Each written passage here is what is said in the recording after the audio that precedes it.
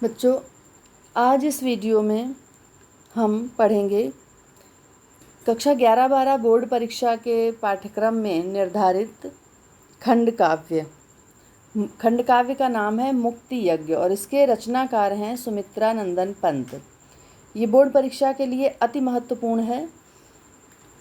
आपने लोकायतन का नाम सुना है। लोकायतन सुमित्रा नंदन पंत द्वारा रचित महाकाव्य है। महाकाव्य और खंड काव्य में अंतर समझ लेते हैं।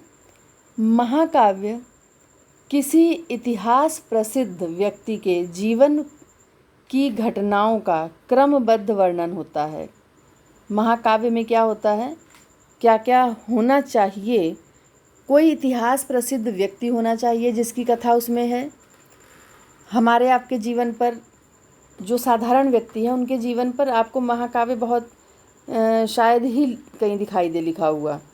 तो उसके लिए इतिहास प्रसिद्ध एक व्यक्तित्व हो कोई, साथ ही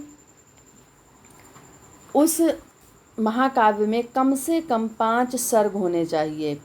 कथा उसकी 5 सर्गों से ज़्यादा में ही बटी होनी चाहिए, 5 से कम ना हो।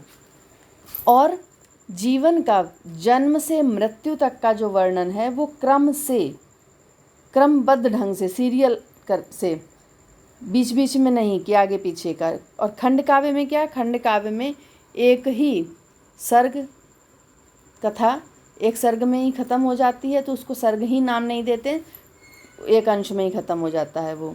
दूसरा, इसमें बाकी वही चीज़ें हैं, इतिहास प्रसिद्ध कोई व्यक्ति हो तो महाकाव्य के एक हिस्से को उठाकर खंड काव्य की रचना कर दी जाती है। लोकायतन से ही इसका अंश लिया गया है, मुक्ति यज्ञ नाम दिया इसे पंत जी ने। और ये 1921 से लेकर 1947 तक की घटनाओं का वर्णन है।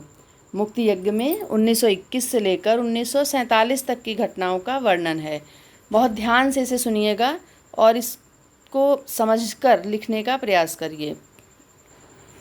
बोर्ड परीक्षा में प्रश्न इस तरह से पूछे जाते हैं। मुक्ति यज्ञ की कथा वस्तु कथा या कथानक संक्षेप में लिखिए। हर साल ये प्रश्न आया है, 2009 से लेकर 18, 19, 20 में भी और 21, 22 में भी आएगा। मुक्ति यज्ञ खंड काव्य के आधार पर भारतीय स्वतंत्रता संग्राम की विशिष्ट प्रमुख घटनाओं का वर्णन कीजिए। वही प्रश्न है, उसी को घुमा घुमा के दिया हुआ है, क्योंकि जब उसमें स्वतंत्रता संग्राम की घटनाएं ही हैं तो चाहे आप उसको कथानक कहिए, सारांश कहिए या स्वतंत्रता संग्राम की घटनाओं का वर्णन कहिए या फिर उसके आधार पर स्वतंत्रता संग्राम का विवरण कहिए, किसी भी तरह से प्रश्न दिया जाए, आपको कई तरीके से दिखाई दे रहा है तो उत्तर आपको वही लिखना होगा। इसमें उत्तर क्या है इसका? मुक्ति यज्ञ खंड काव्य सुमित्रा नंदन पंत द्वारा विरचित लोकायतन महाकाव्य का एक अंश है। इस अंश में भारत के स्वतंत्रता आंदोलन की गाथा है। मुक्ति यज्ञ की कथा वस्तु संक्षेप में निम्नवत है। गांधी जी साबरमती आश्रम से अंग्रेजों के नमक कानून को तोड़ने के लिए 24 दिनों की यात्रा पूर्ण करके डांडी गांव पहुँचे और सागर तट पर नमक बनाकर नमक कानून तोड़ा। वह प्रसिद्ध डांडी यात्रा थी जन के राम गए थे फिर वन। जन के मतलब जो लोगों के लिए राम थे वो फिर ऐसा लग रहा कि एक बार जैसे राम त्रेता में वन गए थे, उसी तरह आज के युग में भी, इस कलयुग में भी राम वन को चल दिए हैं। सिंधु तीर पर लक्ष्य विश्व का डांडी ग्राम बना बलि प्रांगण। डांडी गांव क्या बन गया था? बलि का आंगन बन गया था। अगर अंग्रेज नहीं झुकते तो तय कर रखा था उन्होंने कि यहीं पर हम अपने प्राण त्याग देंगे, तब तक नहीं जाएंगे यहाँ से जब तक अपने कानून को, यहाँ पर जो अंग्रेज़ों का नमक कानून है उसे तोड़ नहीं देंगे। हम नमक पर लगने वाले कानून को कर को हटवा नहीं देंगे। गांधी जी का उद्देश्य नमक बनाना नहीं था, वरन इसके माध्यम से अंग्रेज़ों के इस कानून का विरोध करना और जनता में चेतना उत्पन्न करना चाहते थे। यद्यपि उनके इस विरोध के आधार पर सत्य और अहिंसा थे, परंतु अंग्रेज़ों का दमन चक्र पहले की भांति ही चलने लगा। गांधी जी तथा अन्य नेताओं को अंग्रेज़ों ने कारागार में डाल दिया। जैसे जैसे दमन चक्र मतलब जो अंग्रेज अत्याचार कर रहे थे वो उनके अत्याचार कम नहीं हुए और जैसे जैसे आंदोलन बढ़ा वैसे वैसे दमन चक्र बढ़ता गया।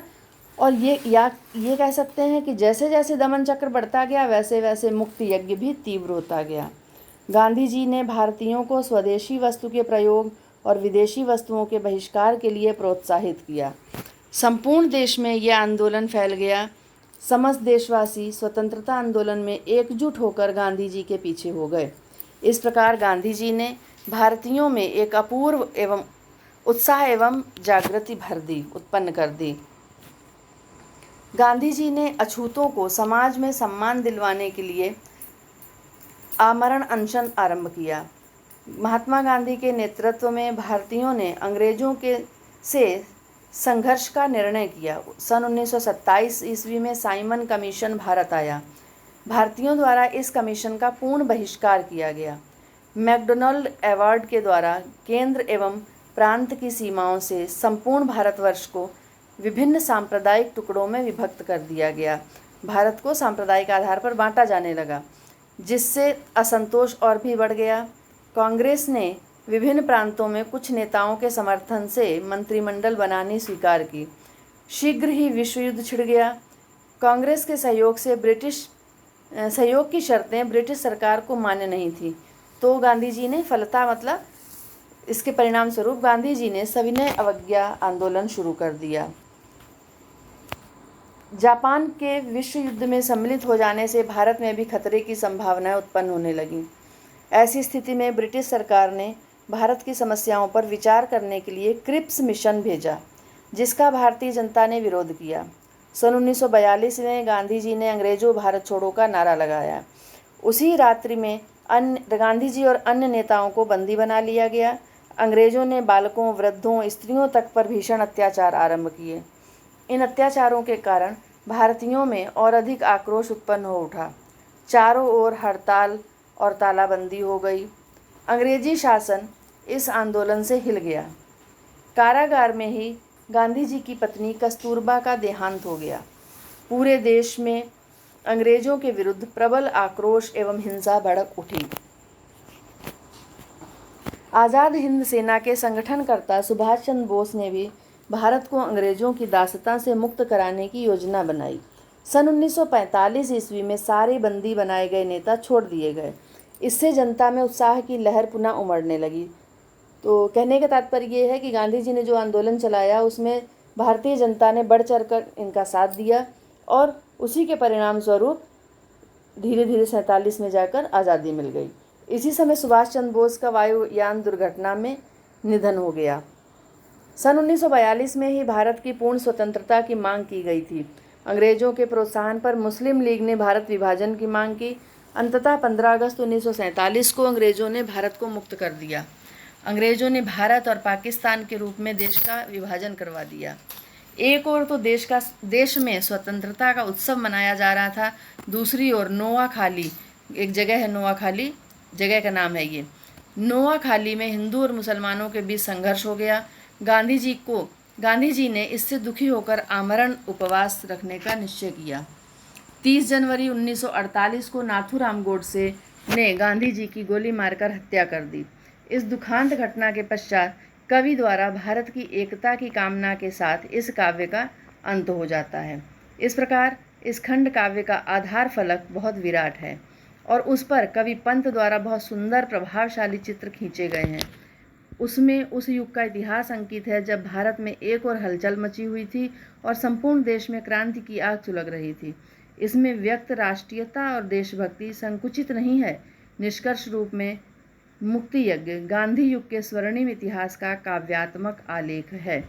ये पूरा प्रश्न केवल एक लिखना है, उत्तर पूरा आपको लिखना है कॉपी में और याद करना है इसको अच्छी तरह से।